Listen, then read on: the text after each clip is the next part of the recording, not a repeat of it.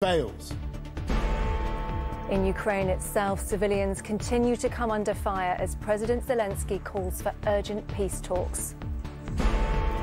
We're with refugees in Poland, where more than 3 million have fled the fighting. And it's decision day in the Six Nations, but will Ireland or France claim the crown?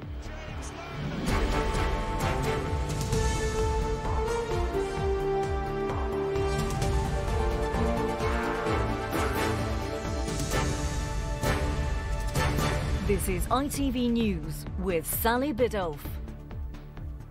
Good afternoon. As the people of Ukraine continue to come under fire from Russia's forces, Boris Johnson has said the invasion represents a turning point for the world. Speaking at the Conservative Party Spring Conference, he said that the UK was standing with Ukraine and that Vladimir Putin was making a catastrophic mistake. Mr Johnson also called for an end to dependence on Russian energy sources. Well, our political correspondent Catherine Sampson has been following that speech and joins me now. Catherine, how were his words received in the hall? Well, certainly the message on Ukraine appeared to go down well. Now, these speeches Boris Johnson has been making at conference this week, it's really the first time he's been able to address a mass gathering of Tory members since all those headlines about Downing Street parties, potential lockdown breaches. Now, this morning, ahead of the speech, the Prime Minister was out jogging on the beach. I think there's a sense from his allies that this Ukraine crisis perhaps has created an opportunity for trying to really put some of that behind him and get back on the front foot. The conflict certainly was the main focus today, with this message in his speech to President Putin. And he's been in a total panic about a so-called colour revolution in Moscow itself. And that's why he's trying so brutally to snuff out the flame of freedom in Ukraine. And that's why it is so vital that he fails. Because a victorious Putin... Well, the Prime Minister would have been happy to hear the applause there, given some in his own party were calling for his resignation a mere 6 weeks ago. But of course, he isn't out of the woods completely yet. We're still waiting on the police investigation into parties to find out if there's going to be any fixed penalty notices. And of course, issues much closer to home are going to rear their heads again this week. The Chancellor is due to deliver his spring statement, and there's pressure from all sides about what he's going to be saying to help those families who are really worried now about the cost of living. Catherine, thank you very much. Boris Johnson's speech about Ukraine comes just hours after the Russian military confirmed it had used a hypersonic missile system to bomb a target in the west of the country. Overnight, it destroyed what Russia claims was an underground warehouse storing weapons and ammunition. Ukraine's President Volodymyr Zelensky has called for immediate peace talks, and efforts are being made to open up new humanitarian corridors. But civilians have continued to come under fire, as Hannah Miller now reports. A child is pulled from the rubble after a Russian attack on an army barracks in the strategic southern city of Mykolaiv. ITV News has not been able to verify these videos, but it's thought at least 40 people died after 3 cruise missiles hit the base. It happened at such close range, said the city's mayor. There was no time for air raid sirens to warn people their lives were in danger. Faced with the devastation of his country, in the early hours of this morning, Ukraine's President Zelensky issued a rallying cry for peace and once again called for talks. But this is the language Russia is using. The country's defence ministry releasing this video, which it says shows the destruction of a Ukrainian army stronghold, while elsewhere Russia stepped up its attack, for the first time using hypersonic missiles that can avoid detection to decimate a large underground military warehouse. And down in Mariupol, fighting over one of Europe's largest steel factories that's been firing the economy here since the 1930s. While on residential streets, more than 300,000 citizens are trapped with little food or water in the grip of urban warfare. Pro-Russian Chechen soldiers released this video of their attack on a tower block amid reports that a route out of the besieged city is one of 10 humanitarian corridors to have been agreed. And despite the onslaught, in Kyiv's central square, people came out to lay tulips in the shape of Ukraine's coat of arms, an act of defiance as they search for any signs of hope. Hannah Miller, ITV News. Well, let's cross now to our global security editor, Rohit Katru, in the Ukrainian capital, Kyiv. Rohit, there's been a significant development in Russia's tactics with the hypersonic missiles, hasn't there? Yeah, and the significance of the use of this weapon is it is the first time that such a hypersonic missile has been used in this conflict.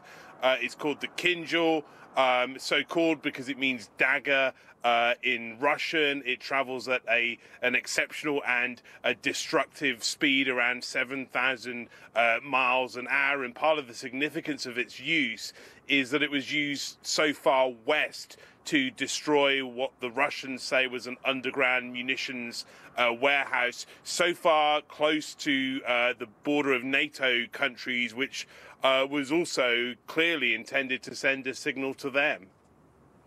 And what else can you tell us? Also, there are reports today of a general from the Russian army being killed. Yeah, another general being killed on the battlefield. This is the fifth Russian general that we know of to have been killed in the 24 days of this conflict, and the most senior officer that we know to have been killed by the Ukrainian side. You know, a part of the significance is the fact that there are so few of these officers so far forward in the battlefield. The fact that they're there at all is interpreted by some of the Western governments as being a sign of weakness and a real problem for the Russians going forward because of such their centralized chain of command. And so perhaps this is the other side of the story that compared to the news of the use of that hypersonic missile. Rohit in Kyiv, thank you very much. The city of Mariupol has suffered what seems the worst of Russia's aggression. There has been no mercy shown. In fact, the opposite, with hospitals being attacked. Some people have managed to flee the besieged city, including 17-year-old Yulia. Martin Stew has her story. Innocence of youth, stolen by war. I think this thing stays with me for quite a long time. 17-year-old Yulia has escaped Mariupol, the epicenter of Russia's invasion. There is like shh sound and there is boom. You have to lie down on the ground, cover your ears, open your mouth. All our windows, they fell right in. There were just holes in the walls. With temperatures dropping to -7, they moved to a shelter. We had to cook in the yard on fire, like cavemen. It's hard to cook food when you're being bombed. No power, no running water, no chance to rest. To escape the siege, the family packed their life into the boot of a car and ran the gauntlet by joining a convoy out of the city. And all the time we were taking our things to the car, I was crying. Along their road out of hell, Russian checkpoints. On the first blog post, I was called an extremist. Their target, videos of atrocities they don't want the world to see. This guy stays there with a gun like hanging right on his chest, and he's telling me that I have to delete something from my phone. Yulia's free from Mariupol, but not the war. I don't want to leave my country, but I have no choice. I had a dream of like going to Germany and studying there, but I didn't know if I can do it. And now I have a great opportunity to go there as a refugee, if I can make it. She'll have to do that without her mother or stepfather, who stayed home to fight. Martin Stew, ITV News. Well, at least 3 million refugees have been able to leave Ukraine. The UK Home Office has so far granted visas to 8,600 people fleeing the war. But the vast majority of those who have left have travelled first to Poland, from where our correspondent Peter Smith has sent this update. The numbers speak for themselves. At least 3 million Ukrainian refugees, 2 million of them in Poland, 1 million children here in Poland as well. We've been speaking to some who've just arrived today, 3 weeks after the war, refugees still coming here. They're in need of shelter, they're in need of... Kuba, we were speaking to you earlier. With the numbers coming in now, what are the challenges that you're facing here in Poland? Well, definitely the main challenge right now is that Warsaw is overcrowded, as well as many other big cities. And at some point we will meet the limits when it comes to our infrastructure and possibilities to help. So what are you saying to other countries around the world that they can do to support what you're trying to do here? Help us. Really help us. Not with 1,000 people per country, but with much bigger numbers. There are currently 2 million refugees from Ukraine in Poland, and we really need help from other European countries with long-term accommodation and other types of support. So you're reaching the point that this is no longer going to be sustainable? Well, at some point we will meet our limits. For now we can manage, but at some point there will be a need to do something with that. Thank you very much, and thanks for what you're doing, Kuba. The message is very clear that for the international community trying to help Ukrainian families still coming here, now is the time to step up and step in to provide safe haven. Peter Smith there in Poland. The Duke and Duchess of Cambridge have run into difficulty before their Caribbean tour has even begun. William and Kate's planned visit to a cacao farm had to be cancelled after villagers in Belize staged a protest about colonialism. Royal aides acknowledged that there were sensitive issues involving the community in Indian Creek, and Kensington Palace were trying to find an alternative engagement for the official programme on Sunday morning. P&O is sailing again despite a plea from the government to pause and rethink.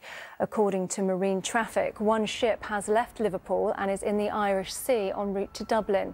The government saying it's reviewing its contracts with the company, saying there was revulsion over the mass sacking of 800 seafarers. Now it's a huge day in the Six Nations, with the title being decided this afternoon.